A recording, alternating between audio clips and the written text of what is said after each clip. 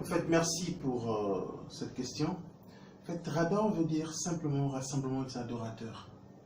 Rador veut dire rassemblement des adorateurs. C'est une mission que Dieu nous a donnée quand j'ai commencé ma vie chrétienne par le biais du prophète Dodo, qui est mon encadreur d'ailleurs, que je salue.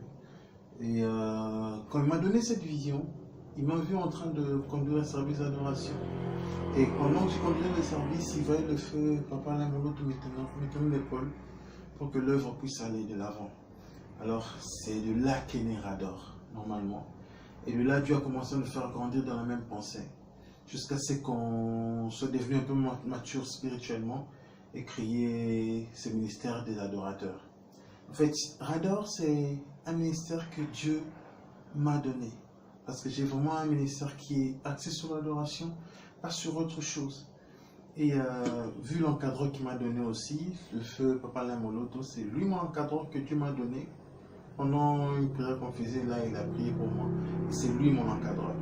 Alors, quand on a commencé à grandir, à avancer, j'ai eu une vision un jour. J'étais en train de dormir chez moi à la maison. Je vois sur mon lit quelqu'un me tenir l'épaule. Me réveiller le matin à 5 h, il m'appelle, il me dit Nganganzambe, lève-toi. Alors quand je suis allé chez Paul, je lui ai dit, regardez ce que j'ai vu, ça.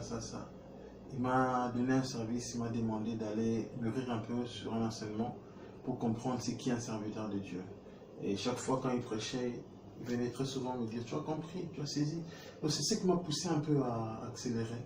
Et quand il est parti, je me suis dit, bon, je dois vraiment continuer cette œuvre.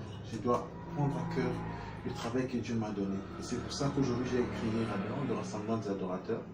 Dans le rassemblement des adorateurs, nous invitons tout le monde à venir adorer Dieu. J'invite tout le monde à venir adorer Dieu.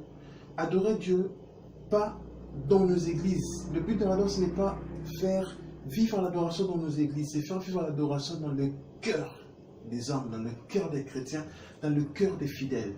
C'est-à-dire que pendant nos moments personnels, nos moments d'intimité personnelle, nos moments de culte, que l'adoration soit notre façon de parler à Dieu, que l'adoration soit notre vie de tous les jours, que l'adoration soit comme de l'eau qui nous fait vivre. En fait, c'est ça le but.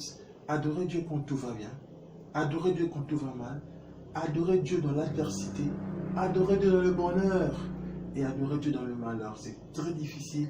Mais c'est ça en fait le but. Parce que quand Jésus-Christ lui était venu, vous vous rendrez compte que face à la fin, il avait dit qu'il cherchait un adorateur. Il ne cherchait pas l'adoration. Parce que l'adoration certainement qu'il avait auprès des pharisiens, auprès de beaucoup de gens, mais il cherchait un adorateur. Et aujourd'hui aussi Dieu cherche un adorateur qui peut faire sortir de l'adoration que lui va agréer. Parce que l'arbre, on détermine un arbre par le fruit qu'il porte. Si c'est un manguier, il produira des manguiers. Un avocatier produira des avocats. Vous ne verrez jamais un manguier produire des avocats. Ou vice-versa. Donc, de l'adorateur doit jaillir l'adoration que Dieu doit agréer. Que Dieu nous bénisse pour cette question. Et nous sommes là dans Rador. Nous invitons tout le monde à venir nous rejoindre. C'est pour monter encore plus haut, comprendre ce que Dieu veut de nous et arriver là où il veut.